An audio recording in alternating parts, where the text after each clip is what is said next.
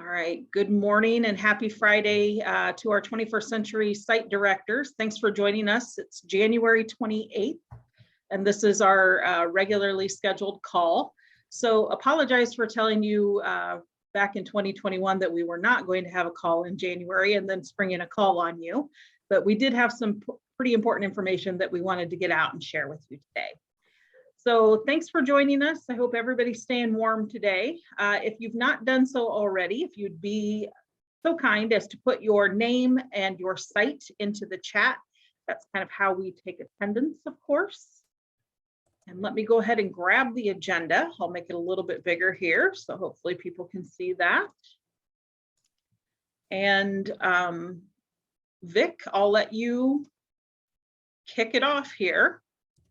With some financial information if you have any. Okay, well, that may not be my favorite topic, but it's an essential one. Everybody has been doing a much better job with getting their claims into CASA. Just another reminder, please upload the Excel spreadsheet and not, something you scanned off a copy machine, so that we have all the data that's on there and I can click on the different tabs. It's just a lot better. Another thing is that right at this point, I don't know if there's going to be any more extensions. And some of you have been sitting on, pretty good balances. So if you want to schedule a meeting with me and we can go over some, strategies that won't get you into trouble and can help you, spend down some of those balances. What you can do is you can hire more staff. Maybe you hire a couple of people that their job is to fill in when others get sick or, something comes up, so that your programs can keep going despite all the, the recent issues we've been having with the pandemic. So that's one thing. Now, you can't provide bonuses, but you could certainly increase the salaries of your existing employees. There's nothing wrong with that. So another good thing is we got a raise, as a program across the country. It's not a big raise, $100,000, but we'll take whatever they want to give us, if it's as long as it's more, not less. And so that'll mean that when it gets down to Iowa, we'll get a few thousand more. So next year, I expect the awards to be about what they were this year. So any questions on the financials? Oh yeah, one more thing. CASA deadline is Monday. So if you haven't made your claim, make sure you get in and get that thing put into CASA. Even if you don't get it completed yet, get into the system, and I might be able to get you an extra couple of days if you need it. But I can't do anything if you haven't even logged in. Yeah. All right. Does anybody have any questions regarding financials for Vic? Feel free to unmute, or you can drop those into the chat.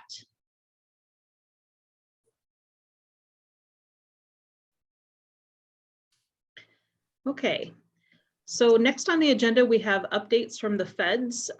Vic, is it maybe better or easier for you to share your screen for this so that you can kind of go through the slides at your pace? Okay, let me go ahead and stop share, and then you should be able to do that.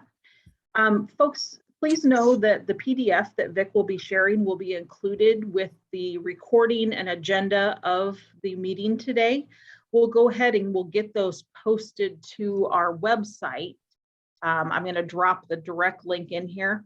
I do need to let you know that it will probably be Monday before we can get this uploaded to the website, simply because the person who kind of handles that for me is not working today. But look on Monday, and the recording, the agenda, and the slide deck will be at the link that I just dropped into the chat. So. All right, so this is updates from a meeting that occurred yesterday, late afternoon with the feds. We have a January every year state directors meeting. And so this is one of the areas that I thought would be useful. Another area that I'll be sharing, and that deals with evaluation, but I'll do that through the evaluation committee since it's more focused on their work. Okay, some definitions. The feds refer to the big P as the federal statutes and regulations that don't change, whereas the small p are things that the state will define. It's an interpretation on how to collect the data. And, you know, in Iowa, we've been kind of leading the way in doing things that use a lot of common sense and try to reduce the burden on you guys. Attendance, you know, collection of attendance is required. It's, you know, it's been always reported in the APR, and it's still going to be reported in the new GEPRA. Behavior, collection of the data is now required by the new GEPRA. In the past, we maybe just did a little survey, but now we're looking at a more hard data approach where we would actually look at student information systems and report the percentages that they want. And of course, the GEPRA, General Performance and Reporting Act. These are measures of program performance collected by and reported to Congress for all the federal programs that they provide funding for. Okay, GEPRA measure 1, the small p, academic achievement. And in all these new GEPRAs, there's a lot of them that they're only looking at a sample size. So in this one, we're only looking at grades 4 through 8 that are participating in 21st century programs and who've demonstrated growth in mathematics on your state assessment. So that's, you know, a big change from the past where we had to say, okay, did they, you know, achieve proficiency?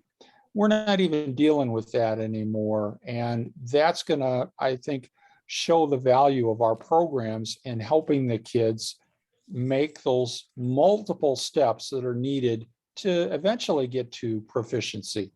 I mean, we can't wave a magic wand and, you know, the child becomes proficient in a month. Some of them are a couple years behind, and we need to take things step by step. Now in Iowa, you may have some other things you're doing with kids that are helping them grow in math. If that's the case, those should be collected in your local evaluation and noted by your evaluator. Okay, we want to capture all the good things that we're doing to support kids. Hey folks, it sounds like we're getting some feedback from somebody. Do you mind muting, please?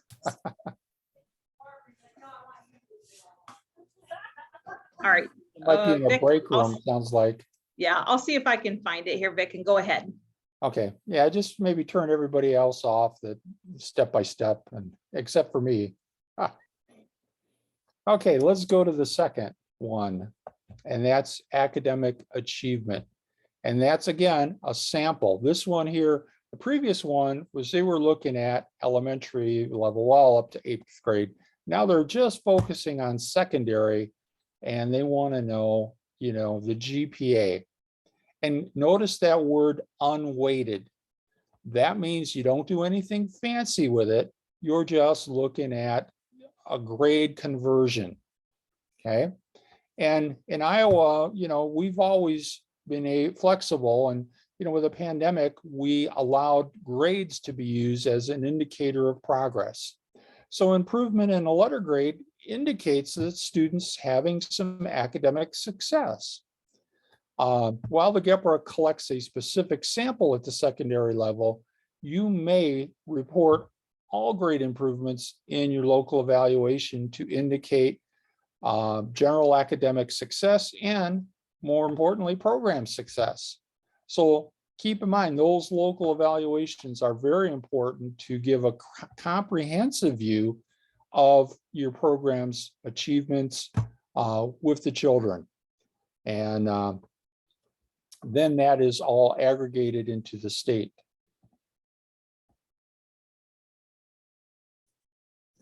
Okay, so this is what they call a crosswalk. Basically, it's showing you the letter grade and the GPA. So, you get 4 GPA points if a student gets an A letter grade. They left off the grade of D, but with my experience working with at-risk kids, you're going to get some kids that are going to get a D, but maybe before they never passed it at all. So that's, like I said, it's a step forward, making progress. Kids don't go from failing to getting A's overnight. It takes time for them to build their self-confidence, developing, skills, and putting in the time and effort needed to improve their grades.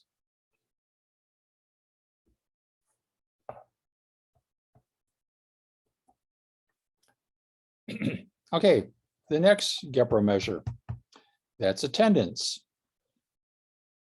And again, they want a percentage of students, and this time it's grades 1 through 12. They left off kindergarten, but that's okay. It's pretty much all the kids that are participating in the 21st century. And probably the reason why they did that is because in a lot of states, kindergarten is only half day, whereas first grade is where everybody starts going for the full day.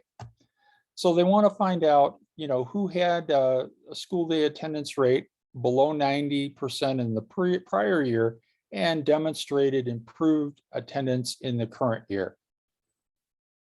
So did they improve from last year to this year? Okay, so in Iowa, we still report attendance updates on the quarterly claims spreadsheets. And with many students having a history of chronic absenteeism, this is a measure of effectiveness, and that's in the ESSA, but I wanted to emphasize that this is one of those measures of effectiveness, and it forms the foundation for success in all the other areas where we support a child. You may hire folks to provide tutoring, even one-on-one help for a child, but if the child doesn't come to the program, you can't be effective. So that's why that attendance is so important. And as states were required to collect this attendance data, and there's been increasing emphasis on this over the years, and I think that's, it's a good thing.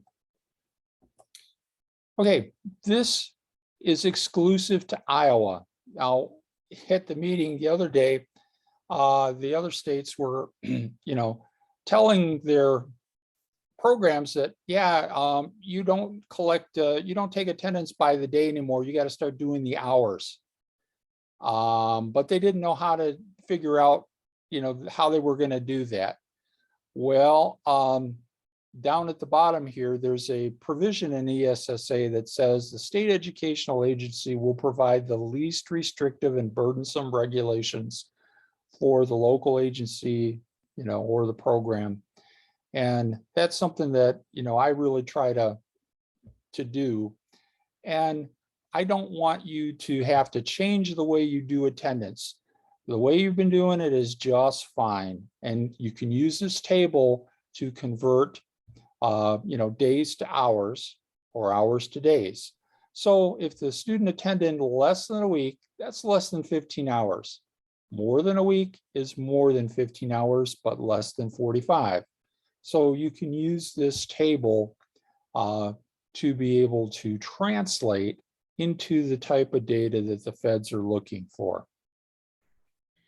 Vic, I need to interrupt you for just a moment. We have a question in the chat from Cassie. This is in regards to how attendance is compared from last year to this year. She says 2020, 2021 is not comparable to 21, 22, as our students were not in school every day due to COVID. Is this a consideration? We will show great improvement. Well, the feds are very aware that we were all, at a huge disadvantage. And what we've talked a lot about working on the achievement gap that got, really wide over the pandemic. So, moving forward, comparing the students' attendance from last year to this year will be a good measure.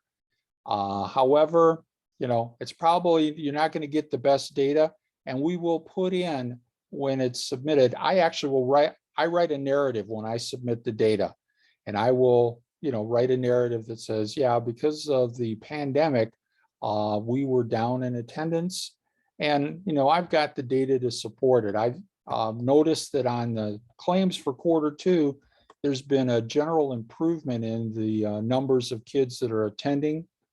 So, it takes time. Just like, academics, you're not going to get a kid up to proficiency immediately. It takes step by step. We're going to be building our programs back step by step. So that's a good question. And, the feds are certainly, will be considering it, because we've been having these conversations, at the national level. So I don't want you to worry. We know that there was a pandemic and you're not going to get dinged for it, but we're still going to have to report that data. All right. So as always, people, feel free to unmute if you need further clarification. Vic, we have another question in the chat from Lynn. The days column, is that counting days over the course of the whole school year? Well, not necessarily the school year, but the program year. If you're running a year-round, a school year program, that'll start up in September and end in June. And the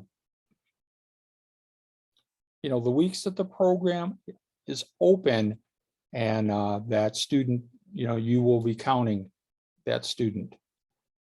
And notice that the less than a week before, it was, they didn't want to know about any student that didn't attend for at least 30 days. So this is going to provide us with larger numbers of kids to more accurately reflect what's really going on, because you can't take a kid that's been chronically absent for years and expect perfect attendance overnight. They were going to make friends. And slowly they're going to start to attend more often. So this is a good way, I think, of looking at it, although I wish they wouldn't have done ours, but I hope I answered that. She says thank you.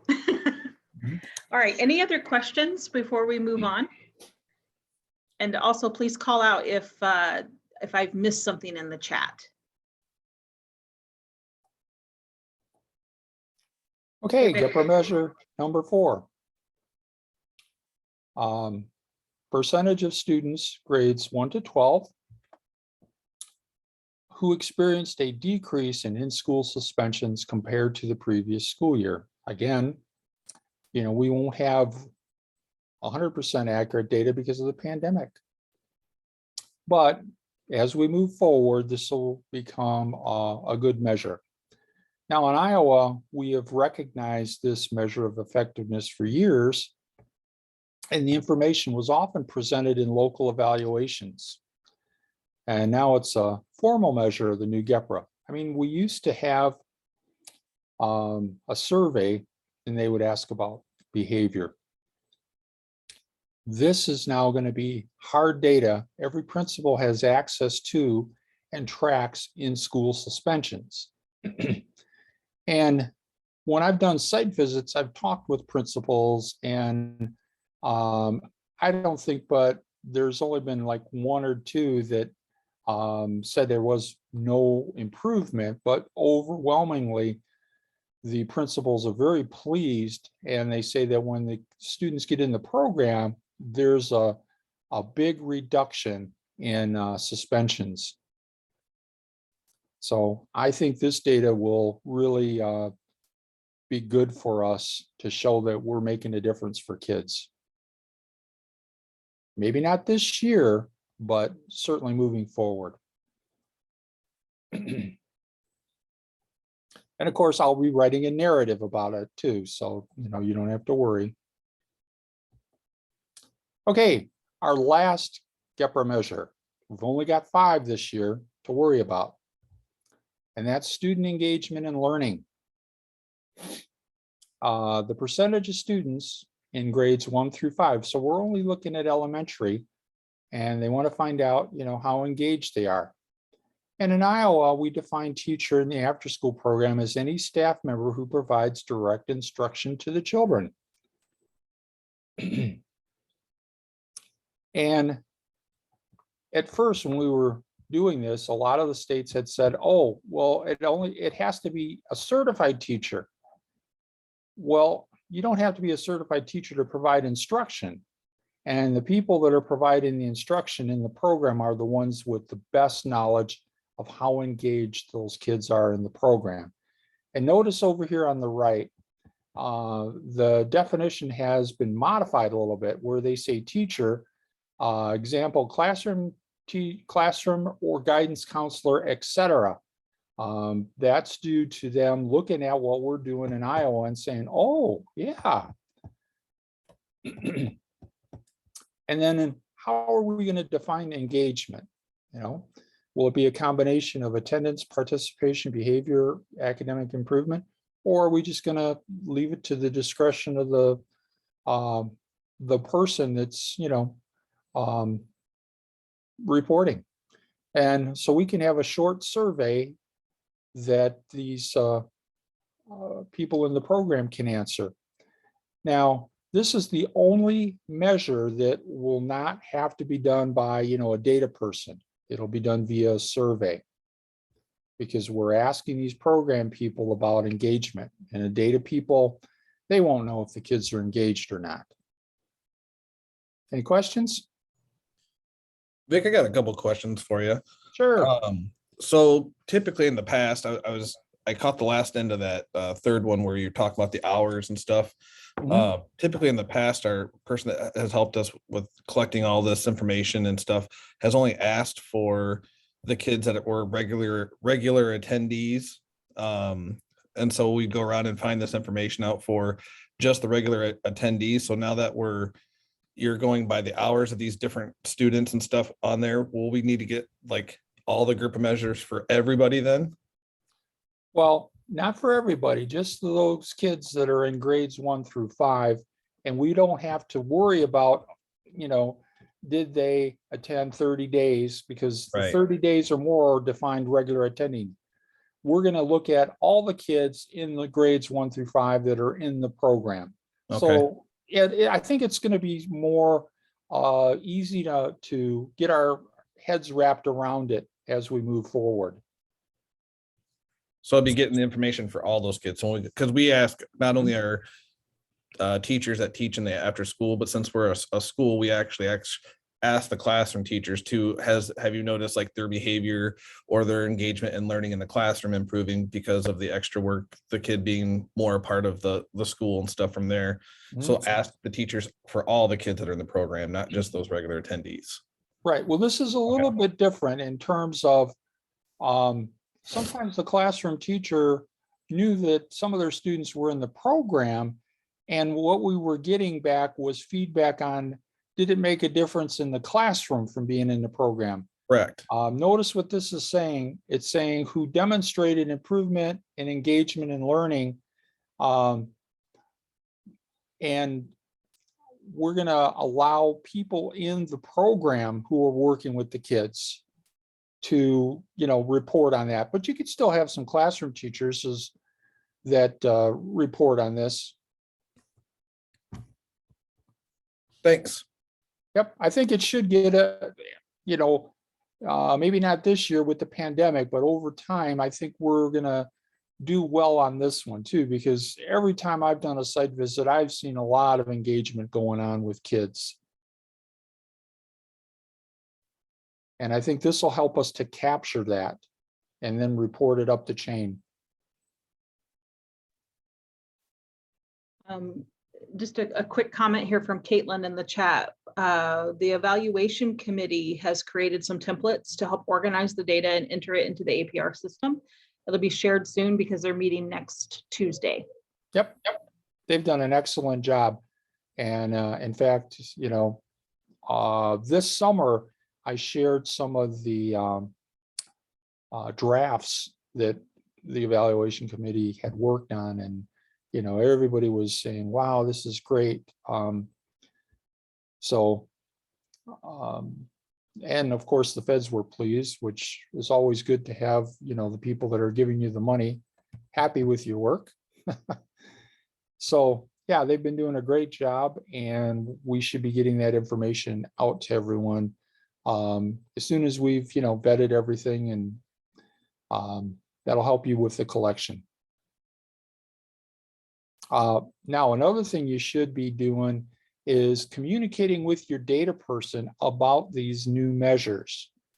Don't wait until a week before you need the data to do that. Do it now. Let them work with creating those reports that you need so they have it well in advance.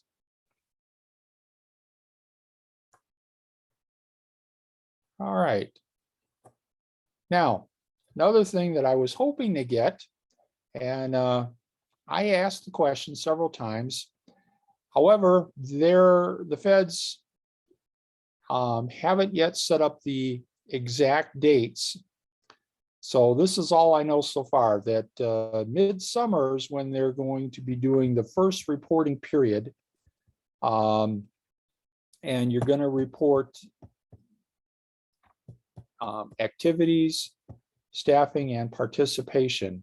And you're only going to report at one time. And then at the end of the calendar year, we're going to report outcomes. But, again, one time. So it's going to seem like a lot less reporting, because in the past we did everything 3 times a year. Now we're dividing one reporting into 2 periods. So this year will be, a little bit of getting used to it, but overall, it's going to be better. And just like everybody else, the feds have had some staff turnover. I no longer have a program officer. I've got the head of the 21st Century Program is temporarily filling in for Iowa until they hire someone. So, it's same everywhere. It's not just, your programs that are having difficulties. Everywhere across the country, there's people looking for staff. But they promised that they would email us as soon as they get the dates. And that's good, because then we don't have to wait for a special meeting. Okay, if you have any questions, this is my contact information. You can send me an email, you can give me a call, and I'm always happy to help you. I'll stop sharing and we'll get back to the agenda. All right, give me 1 second to grab that document, then I'll get it back up on the screen. All right, so we are at local evaluation extensions. So Vic, if there's just something that you want to share out with that. Okay. If you've asked for a second extension, I believe that next week will be your deadline. And if you need a third extension, just send me an email. Realize that, with the pandemic, data gathering has been a challenge. And, it may be that your local evaluator has been under the weather too. So, we're being, really laid back with this, and if you need it, you're going to get it this year, so it's not a problem. But hopefully we'll get a few more in next week. We did get quite a few in right now, and we are working on it. And even on our end, Rusty had to have some heart surgery and he's recuperating, so we've been going a little bit slower than normal. But, step at a time, we're going to get this stuff done, like always. And one of the things we talked about evaluation yesterday, and it seems like, again, we're doing good work here in Iowa, because you're supposed to connect the local evaluation to the state evaluation. And with those templates, you can see a clear connection between the data we report and what's collected on the local evaluation. Some of the states, they're scratching their heads on this. Well, we pay this, big national company $500,000 and they created a, 100-page evaluation, and it's, just some summary data and statistical analysis. And, you pretty much have to get a degree in statistics to understand from reading it whether the kids made progress or not. Well, that's okay. I mean, they've got all kinds of money in these, but we're in good shape as far as evaluation and, following what the requirements are. So, like I said, this is, we're on our road to recovery. And if you need more time, that's not a problem. Just make sure you email me. All right. All right, thank you. All right, so I'll chime in now with program updates. You just kind of heard, and we had the walkthrough for APR. So just know that some dates will be coming to you soon. It might be March on that APR or even April. I can't Yeah. control when the feds are going to give me that data. Yeah. So one thing though that I did want to share with you today is, sometimes I feel like maybe sites get a little bit frustrated because you're asked for tons of data and then you just don't know if that data gets used. Well, rest assured, we do use your data that we ask you to submit. And what you should be seeing on your screen right now is the Master Professional Development Report that we asked you to complete last fall. So this document takes all of those reports that you submit to us, it collects us, and we aggregate the data and we look to see if we have areas of strength or areas that perhaps need some improvement, and so on and so forth. So the first thing that I want to say about this particular document is I do think that there's probably some confusion about how to complete it correctly. So I want everybody to know that the Professional Development Committee, which is chaired by Cassie from Burlington, has kind of taken it upon themselves to come up with some guidance or tips or guidelines or whatever we want to call it as to how you will complete this document next fall for this 2021-2022 school year. So when you look at this document, first and foremost, I would note that we have our categories here. So required professional development, your committee work, statewide professional development, SEL or whole child, family engagement, academic supports, enrichment supports, state professional development from other providers, and then anything that might be out of state. So it's probably no surprise that the required professional development has the most indices here. Again, this is everything from mandatory child abuse reporting to bloodborne pathogens to specific onboarding or requirements that you have at your sites for people to participate in. An area that we had not as many, and I don't know if this was potentially affected by COVID or if this, historically, this does tend to be one of our categories that does have fewer pings, is this academic enrichment and family engagement categories here. So you can see, as well as enrichment, sorry. You can see that we had 8 in family engagement, 46 in academic enrichment, and then 21 in our enrichment categories. So the Professional Development Committee, with support from other committees too, will kind of be thinking about if there would be speakers or presentation offerings or things of that nature that would kind of fit into these categories then to make available to each and every one of you as you think about your professional development plan for the remainder of 2022, and then moving into the 2022-2023 school year. The second part of this report, and this is just as an FYI for you, sorry, let me make this a little bit bigger as well. We actually then take note or make comments about the types of PD that people have been participating in.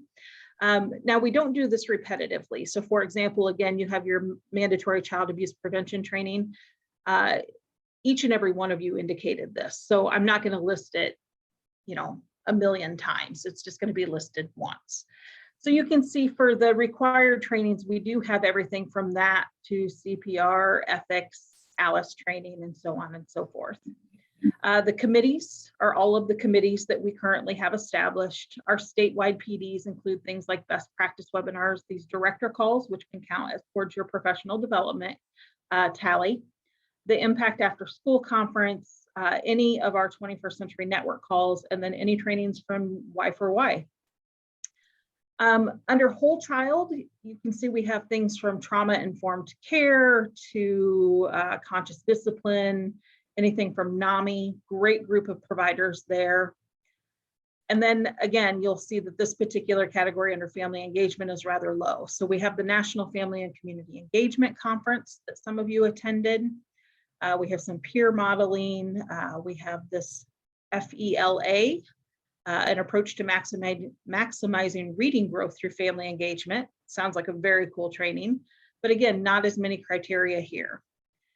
Under academic, again, you'll see that we have everything from MindWorks to Mizzen to championship chess, enrichment, service learning, to STEM in action, to Viva La after school activities. And then finally, in our other categories too, not a big travel year, which is not surprising, but again, because so many of those conferences were offered virtually, they should be captured as well.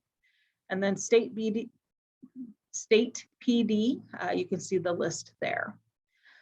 So are there any questions about the master PD report? Anything that maybe stands out to you? And I would also encourage you to think about if you have a resource that could maybe help bump some of these numbers up, please share those with Cassie and or myself so that we can go ahead and make sure that we get the information shared out and we can start doing some planning. But I'll pause momentarily for questions.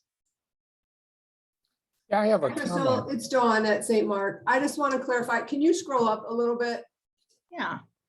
So I think what I heard you say is like family engagement, enrichment, they have lower numbers of professional development that have been called out as sites utilizing. Right. And so I'm curious, is it possible that sites are well-trained and are doing well in those areas? Or are people saying they need help and need PD in those areas, and that's why focus is being put on getting more PD in those two categories? I think that's a great point, Dawn. And I think the other factor in this too, of course, is COVID, because I mean, it's affected everything, right? So let's open that just for general comment from the group here. So how are you feeling about these particular categories, categories 5, 6, and 7 in particular? Do you feel like you have this down? Do you need further PD? Or, you know, what's your feedback to that question?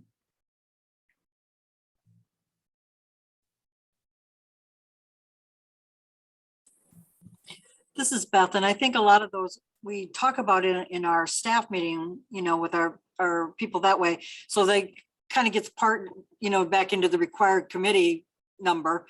And a lot of that family engagement is taken care of by myself and the director. So we don't really do our staff training them on family engagement as much. And same with academics and enrichment, because we take care of those ourselves.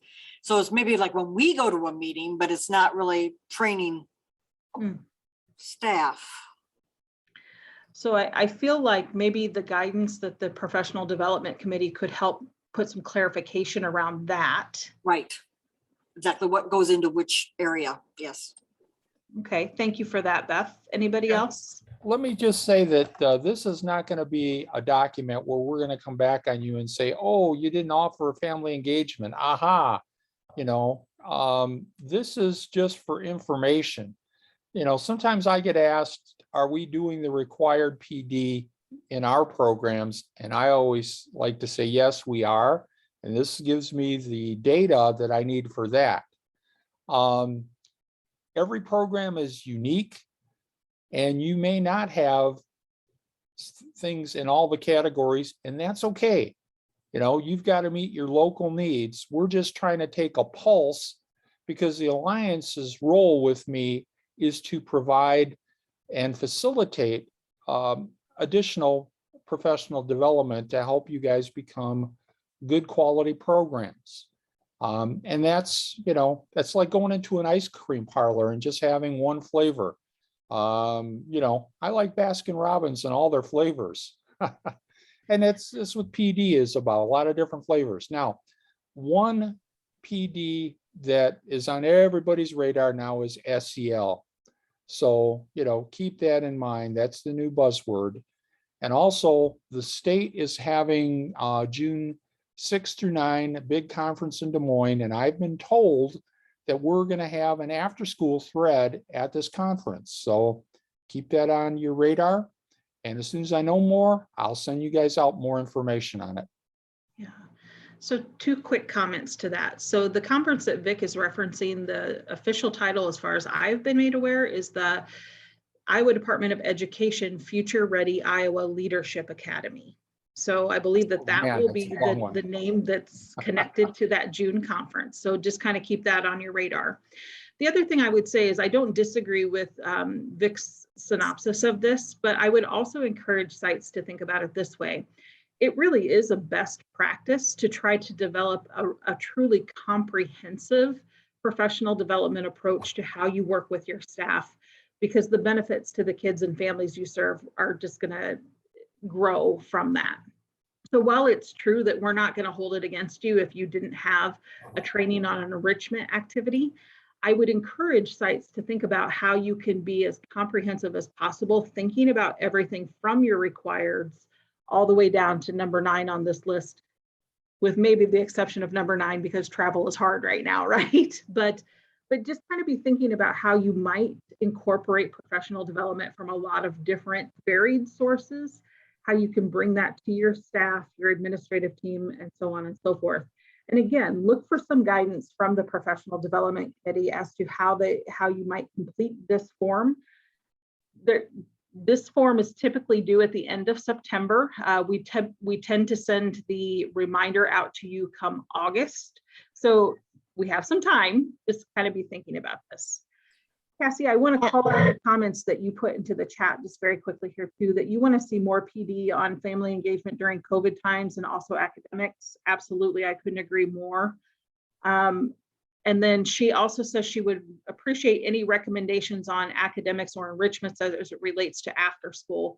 There may be training out there, but it's more designed for school day. And enrichments may also include training by vendors, and that's completely true as well. I know kind of a source of what I'll just generally refer to as mild frustration is you can find tons of academic supports for school day instruction, but having that after school lens it's kind of few and far between. Caitlin says she thinks sustainability. Yeah, absolutely. Sorry, Cassie, go ahead. No, that's okay. I just wanted to say that what Vic and Crystal said, when the PD committee reviewed this information, through that conversation became, have we provided examples so that people, when they're filling this out, know what should be in or could be in these categories? And then 2, it was back to Dawn. It wasn't so much as,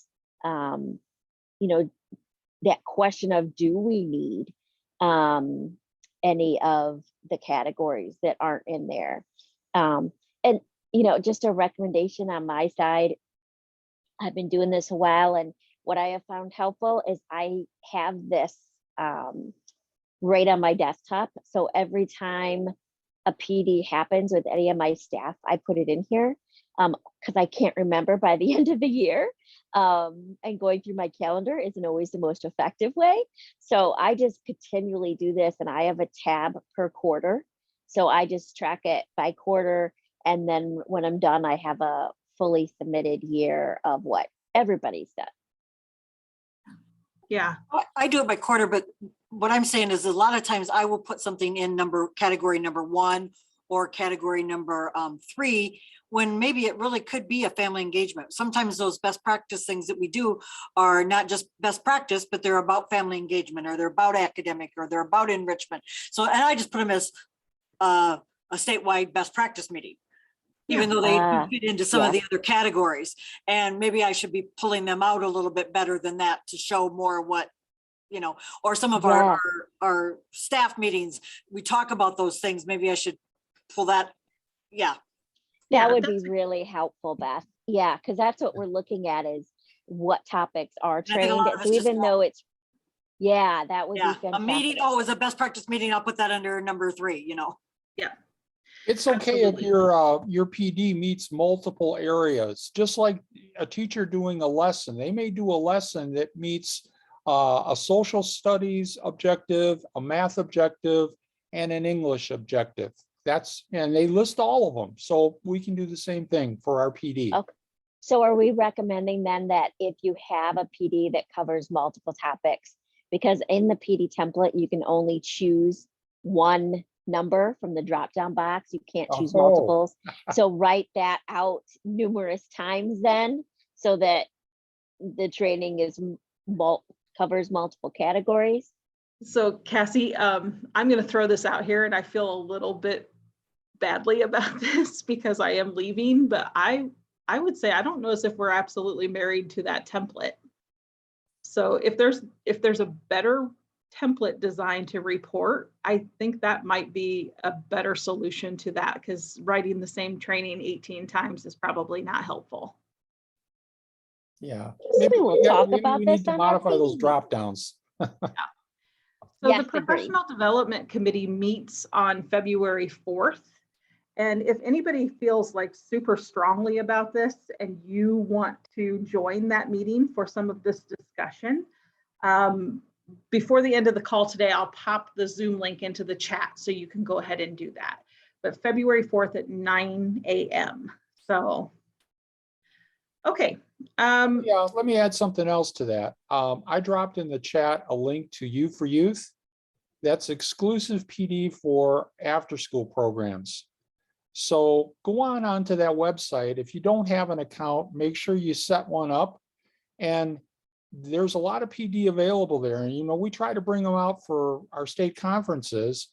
But if you see something that's missing on there and you would like to have a class on there, drop me an email, because I have, good connections with them, and we can certainly get it on their list for a future course if there's something that we need that's not on there. Yeah. That's actually how we bring them to things like the Impact Conference and such too. So, okay. Okay, I want to get back to the agenda here because we're coming up on time. The update that, of course, we shared from the Iowa After School Alliance is in regards to my departure. So my last day will actually be on Monday. Couple things of note here is, first and foremost, the interim contact at the Iowa After School Alliance will be Brittany Applegate. You may remember her as Brittany Samuelson. She was actually married last fall, so she has a new last name. So she'll be kind of my replacement, so to speak, in the meantime. And then the last thing that I would like to do is I would like to turn it over to Jackie Norris, who can speak a little bit about the recruitment process. So Jackie, take it away. Hi, everybody. And I want to be sure to say thank you to Crystal. For those of you who know Crystal, you won't be surprised by this, but she has put together a very thick stack of to-dos by date, by month, by all of the wonderful things that she does to make sure that we don't lose track of anything and that we'll keep our support and programming, going very smoothly. With that being said, we have to accept that she's leaving us. And it's funny because Vic actually mentioned this on a call we were on the other day. He said, well, you should mention it on the director's call, because that's how we found Crystal. Now, at the risk of feeling like I'm trying to steal you or poach you from your existing jobs, I do want to ask you to consider that we do have an opening to lead and support the work that 21st Century does, in addition to leading the Iowa After School Alliance and a great program that we're launching, which is an AmeriCorps After School Corps, year-round after school corps. So if you're interested, I put a little note in the chat. It's got my email address and I can follow up with you. And even more importantly, maybe you know employees that you work with that are seeking a growth opportunity. Again, I know the workforce shortages are hard, so I want to be careful not to try and steal your staff, but maybe this is a great fit for somebody you know. So I just wanted to be sure to talk about it and highlight it, and also be sure that everybody takes a moment at some point to thank Crystal, because she's done a magnificent job and we're all really lucky to have her. So thanks, Crystal, for giving me the opportunity. Yeah, absolutely. And thank you to those of you who have dropped kind words into the chat, and then also just the emails and text messages that I've received. I really do appreciate it. And I hope that this is not the last that we'll hear of each other. So again, I'm Does here. everybody know? Does everybody know where you're going? I think so. I did put it Okay, in great. the email, but yes, just as a quick reminder, I will be returning to the Cedar Rapids area, which is where I had come from. I still live rurally. I live right outside of Victor, but it's about an hour and a half commute for me to get to the office in Des Moines. It's only an hour for me to get to my new office in Cedar Rapids, so saving an hour a day.